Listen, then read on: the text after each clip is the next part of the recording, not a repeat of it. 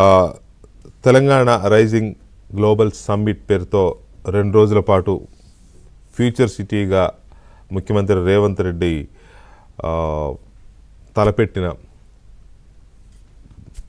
ప్రదేశంలో ఆ సమ్మిట్ చాలా ఘనంగా జరిగింది.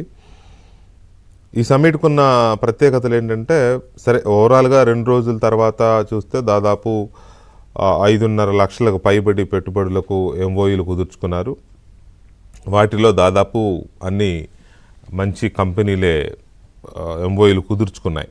అయితే ఈ సమ్మిట్స్ ద్వారా వచ్చే ఎంఓయూస్లో దాదాపు మ్యాక్సిమం 30-40% మాత్రమే అవి మెటీరియలైజ్ అవుతాయి. మిగతా అన్నీ కూడా వివిధ కారణాల వల్ల ఆలస్యం అవ్వడమో పోస్ట్పోన్ అవ్వడము లేదా క్యాన్సిల్ అవ్వడము ఏదో జరుగుతుందనేది. అది ఆంధ్రప్రదేశ్లో జరిగిన సమ్మిట్, ప్రపంచంలో ఇంకెక్కడ జరిగినా ఇలాంటివి జరుగుతూ ఉంటాయనేది ఒక కామన్ ఫ్యాక్టర్ ఆర్ ఒపీనియన్. అయితే ఇది ఎలా ఉంటుంది అనేది కాలం నిర్ణయించాలి, ఒక ఫ్యాక్టర్. తర్వాత ఈ ఫ్యూచర్ సిటీగా రేవంత్ రెడ్డి ఏదైతే చెప్పారో ఆ ఫ్యూచర్ సిటీకి ఉన్న లక్షణాలు ఏంటి, ఎలా ఉండబోతున్నాయి, దాని యూనిక్ సెల్లింగ్ పాయింట్ ఏంటి, అంటే యూఎస్పి అనేది ఒకసారి మనం చూడాల్సిన అవసరం ఉంది. ఎందుకు అని అంటే, హైదరాబాద్ అనే దానికి ఒక ప్రత్యేకత ఉంది.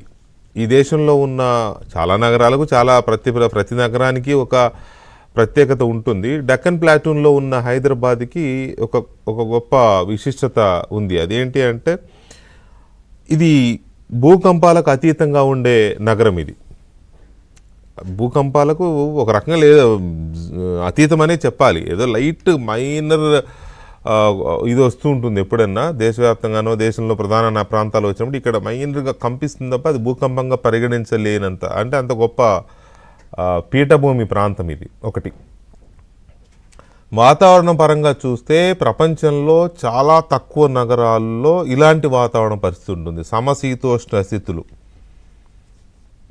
You will enjoy the environment or weather here in Hyderabad. Hyderabad వాతావరణానికి అలవాటు పడిన వాళ్ళు ఇంకో చోట బతకలేరంటే అతిశయోక్తి కాదు. అంత అద్భుతమైన కూల్ హ్యాపీ వెదర్. ఇక ప్రజలు, ఇది ఒక మినీ ఇండియా. హైదరాబాద్ అనేది ఒక మినీ ఇండియా. ఎందుకంటే 420 సంవత్సరాల క్రితం కులీ కుతుబ్ షాలు ప్రారంభించిన ఈ రాజధాని అప్పటి నుంచి వివిధ దేశాలు, దేశంలోని వివిధ ప్రాంతాలు కాదు, ప్రపంచంలోని వివిధ దేశాలు, ఉదాహరణకి టర్కీ, ఇటలీ, ఇస్తాంబుల్, ఆ ప్రాంతాల నుంచి వచ్చిన వాళ్ళు చాలామంది ఇక్కడ సెటిల్ అయ్యారు. ఇక దేశంలోని వివిధ ప్రాంతాలు, అది బెంగాల్ కావచ్చు, లేకపోతే గుజరాత్ కావచ్చు, మహారాష్ట్ర అండ్ తమిళనాడు, ఇట్లాంటి అన్ని పొరుగున ఉన్న కర్ణాటక, ఇటు ఒడిశా, బీహార్, అటువైపు బతకడానికి వచ్చేవాళ్ళు కొందరైతే ఇక్కడికి వచ్చి వ్యాపారాలు చేస్తూ ఉపాధి కల్పిస్తున్న వాళ్ళు చాలామంది ఉన్నారు. వేల కోట్ల రూపాయల బిజినెస్ చేస్తారు ఇక్కడ. మనం గుజరాత్, మహారాష్ట్రకు చెందిన మనం మార్వాడీస్ అంటాం కదా, వాళ్ళు ఇక్కడ అద్భుతమైన కన్స్ట్రక్షన్లో కానీ, రియల్ ఎస్టేట్లో కానీ, ఇంకా అదర్ జ్యువెలరీస్ బిజినెస్లో కానీ చాలా హైదరాబాద్ ఈజ్ డిఫరెంట్. సో అలాంటి హైదరాబాద్ కులీ కుతుబ్ షాలు నిర్మించిన హైదరాబాద్, ఆ తర్వాత కంటోన్మెంట్ ఆర్మీ కోసం ఏర్పాటు చేసిన ఆ కంటోన్మెంట్ ప్రాంతంగా ఉన్న సికింద్రాబాద్, ఇదంతా కలిపి ఇప్పుడు ఒక హైదరాబాద్గా మనం చూసాం ఒక 30 ఏళ్ల క్రితం వరకు. ఆ తర్వాత చంద్రబాబు నాయుడు ముఖ్యమంత్రి అయిన తర్వాత వచ్చిన సైబరాబాద్, ఇది ఒక విప్లవం, ఇది ఒక ఐటీ రెవల్యూషన్. అప్పటి వరకు బెంగళూరు టాప్లో, పూణే, చెన్నై ఇలాంటివి ఉన్నాయి. సరే, నోయిడా, ముంబై ఇవన్నీ ఉన్నాయనుకోండి. కానీ ఐటీ అంటే, ఇండియాలో ఐటీ అంటే బెంగళూరు అనే ఒక ఇది ఉండేది. అలాంటి దాన్ని చంద్రబాబు నాయుడు ఇక్కడికి తీసుకొచ్చారు. అప్పుడు ముఖ్యమంత్రిగా కర్ణాటక ముఖ్యమంత్రి ఎస్ఎం కృష్ణ ఉంటే ఆయన దగ్గర నుంచి లాక్కొచ్చాడు కూడా ఆయన. సో హైదరాబాద్కి ఆ రకంగా ఒక ఐటీ జోన్ వచ్చేసింది. సైబరాబాద్ ఇవాళ ఎంత విస్తృతమైందో, దాన్ని ఆనుకునే ఫైనాన్షియల్ డిస్ట్రిక్ట్ వచ్చింది,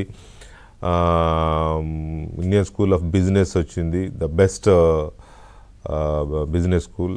ఇక విప్రో, ఇన్ఫోసిస్, ఇవన్నీ మనం చెప్పవసరంలా, మైక్రోసాఫ్ట్, గూగుల్, అన్నీ 1 by 1 ఎక్కడో ఒక చోట స్టార్ట్ అయిందంటే ఇంకా ఆ తర్వాత చంద్రబాబు నాయుడు స్టార్ట్ చేసి కొన్ని కంపెనీలు అప్పటికే రావడం, హైటెక్ సిటీ నిర్మాణం అవ్వడం, ఆ ప్రాంతం అంతా డెవలప్ అవ్వడం, ఆ తర్వాత రాజశేఖర రెడ్డి ముఖ్యమంత్రి అయిన తర్వాత దాన్ని ఇంకాస్త ముందుకు జోరుగా తీసుకెళ్లడం, ఆ తర్వాత తెలంగాణ వచ్చినా కూడా డిస్టర్బ్ కాకుండా ఎక్కడా కూడా అది కంటిన్యూ అయింది, డెవలప్మెంట్ కంటిన్యూ అయింది. తన 9 ఏళ్ల పాలనలో కేసీఆర్ గారు దాన్ని ఇంకా ముందుకు తీసుకెళ్లడం, అవసరమైన దానికి ఎక్స్టెన్షన్గా ఫైనాన్షియల్ డిస్ట్రిక్ట్ ఇంకా డెవలప్ అవ్వడం, చాలా ఎవరు దీన్ని బ్రేక్ చేయకుండా బ్రహ్మాండంగా ముందుకు తీసుకెళ్లడంతో హైదరాబాద్, సైబరాబాద్. ఇక ఇదే టైంలో చంద్రబాబు నాయుడు సైబరాబాద్తో పాటు జీనోమ్ వ్యాలీ సృష్టించారు.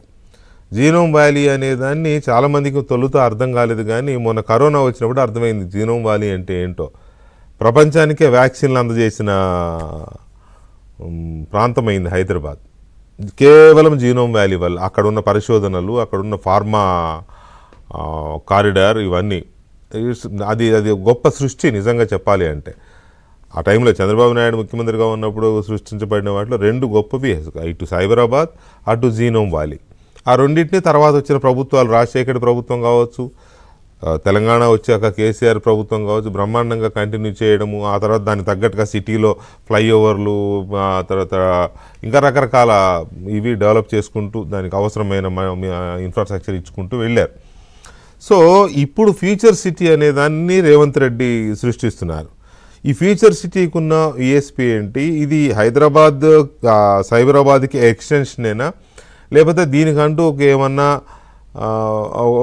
ఒక స్పెషలైజ్డ్ ఇదేమన్నా ఉందా, దానికంటే ప్రత్యేకత ఏమన్నా ఉందా ఏంటి అనేది ఒకటి చాలామందికి ఇంకా అర్థం కావట్లేదు. కొద్దిగా నిన్న మంత్రి శ్రీధర్ బాబు చెప్పే ప్రయత్నం చేశారు, ఇది ఒక ఆర్థిక నగరం అవుతుంది అని. అంటే ఇప్పుడున్న ఫైనాన్షియల్ డిస్ట్రిక్ట్ అదే, సో దానికి అది ఒక సెంట్రిక్గా ఫైనాన్షియల్ క్యాపిటల్గా చేయబోతున్నామనే ఆలోచన అర్థమైంది నాకైతే. అందులో శ్రీధర్బాబు మాటలో నాకు అర్థమైంది ఏంటంటే, ఫ్యూచర్ సిటీ అనేది it's nothing but financial centre ఇక్కడ అనేది, ఆర్థిక సృష్టి జరుగుతుంది ఇక్కడ అనేది ఆయన మాటలో నాకు అర్థమైంది. అయితే ఇంకా దాన్ని ఎలాబరేట్గా చర్చ చేయాలి. ఆ తర్వాత పెట్టుబడులు ఎన్ని వచ్చాయి, నిన్న పెట్టుబడులు ఎంతవరకు గ్రౌండ్ అవుతాయి, ఎంతవరకు ఉపాధిని కల్పిస్తాయి, ఎంతవరకు హైదరాబాద్కి, తెలంగాణకి, తద్వారా దేశానికి ఇంకా గ్రోత్ని తీసుకొస్తాయి అనేది ఒకటి చాలా గొప్ప డిబేట్ అది అవుతుంది, చర్చించాలి. ఇక రెండవది ఉస్మానియా యూనివర్సిటీ. ఇది ఒక ప్రత్యేకమైన సందర్భం. సరే, అంతకుముందు ముఖ్యమంత్రులు ఎవరు వెళ్ళారు ఏంటి గతం పక్కన పెడితే, తెలంగాణ 2014 జూన్ 2న తెలంగాణ ఆవిర్భావం జరిగిన తర్వాత, అఫ్కోర్స్ 14 ఫిబ్రవరిలోనే ప్రకటన వచ్చినా జూన్ 2ని ఆవిర్భావ దినోత్సవంగా మనం జరుపుకుంటాం కదా. తెలంగాణ ఏర్పాటు అయిన తర్వాత కూడా ముఖ్యమంత్రి అక్కడికి వెళ్ళలేదు, ఉస్మానియా యూనివర్సిటీకి వెళ్ళలేదు, అటువైపు చూడలేదు. సబ్జెక్టు కరెక్షన్ మంత్రులు కూడా ఎవరు వెళ్ళిన సందర్భం అయితే నేను చూడలేదు, సబ్జెక్టు కరెక్షన్.